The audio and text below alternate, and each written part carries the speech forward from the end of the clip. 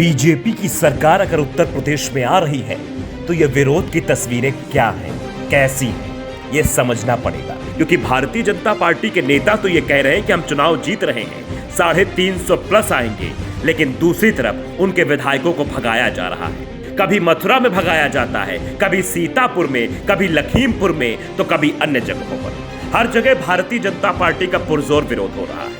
आज की ताजा खबरें दो हैं, हम दोनों खबरों को क्रमशः आपको बताएंगे। सबसे पहली खबर आप देखिए कि कैसे भारतीय जनता पार्टी के प्रदेश अध्यक्ष स्वतंत्र देव सिंह को वाल्मीकि समाज के लोगों ने गांव से धक्के देकर भगाया। मतलब सीधे सीधे कहा कि आप लौट जाओ, 5 साल आपका विधायक नजर नहीं आया, अब आप आए हो वोट मांगने। सीधे सीधे ये कहा, जरा आप सुनिए। हमारी दलित बस्तियों में आ रहे हैं लोग, ये हमारे समाज को उत्पीड़न शोषण करा है बीजेपी वालों ने। और यहाँ का विधायक एक बार भी आके नहीं झाँका उसने कि यहाँ के दलित और वाल्मीकि समाज कैसे हैं।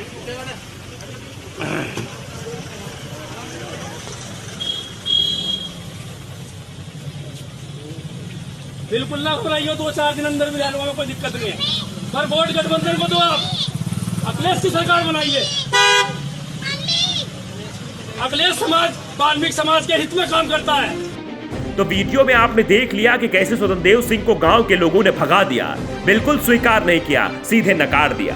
अगर बीजेपी के नेता ये कहते हैं कि हम तो सरकार बना रहे हैं, तो ये विरोध की तस्वीरें तो कुछ और ही बयां कर रही हैं। एक तस्वीर और निकलकर सामने आई, एक बीजेपी विधायक को गांव के लोगों ने घेर लिया, गाड़ी से उतरवाया और सुनाना शुरू कर दिया, क्या करने आए हो यहाँ। अब शब्दों तक का इस्तेमाल किया और बाद में विधायक को वहां से भागना पड़ा। गाड़ी में बैठे और निकल गए। जरा यह तस्वीर आप गौर से देखिए। ये जो गाड़ी से उतर रहे हैं, ये बीजेपी के विधायक हैं, ठाकुर ब्रजेश सिंह। पश्चिमी उत्तर प्रदेश के देवबंद में एक गांव में गए थे वोट मांगने के लिए, लेकिन गांव का माहौल ऐसा कि विधायक जी को वहां दबे पांव लौटना पड़ा। जरा थोड़ी सी तस्वीर आप देख लीजिए, कुछ शब्द भी इसमें ऐसे हैं जो हम आपको पूरी तरीके से सुना भी नहीं सकते। जरा वीडियो देखिए। अच्छा, मुझे नहीं पता क्या हो गया, क्यों आया यहाँ से? बेइज्जती कर रहे हो, बेइज्जती कर रहा है आगे बेइज्जती कर रहा है आगे मरे।